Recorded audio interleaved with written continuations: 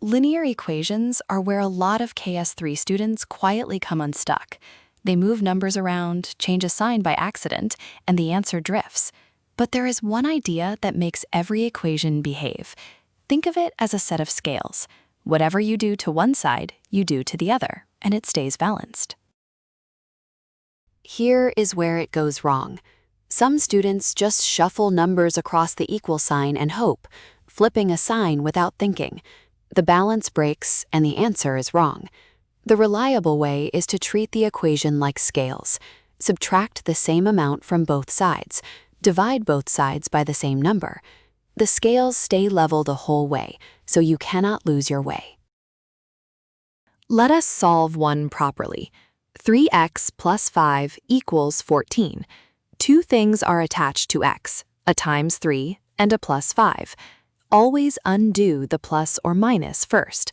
So subtract 5 from both sides, and you are left with 3x equals 9. Now undo the times 3.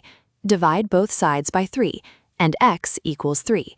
Each line is the inverse of one operation, done to both sides. That is the whole balance method. And this Socratic habit is not just one maths tutor's trick. Every professor in the faculty teaches the same way. Question first, hints, not answers, and the student always takes the last step.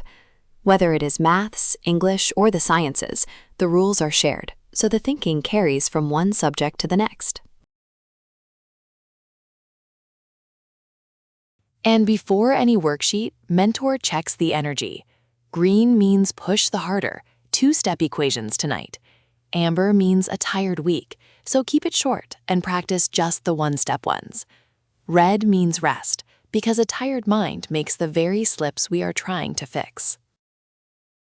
Professor Pi never hands over the value of x. He asks what is attached, nudges the next small step, and leaves the last line to your child so it sticks. We are now inviting the first 100 founding member families. It does not replace a great maths teacher, but for understanding that lasts, you are warmly welcome to atutors.me. Learn more at aitutors.me.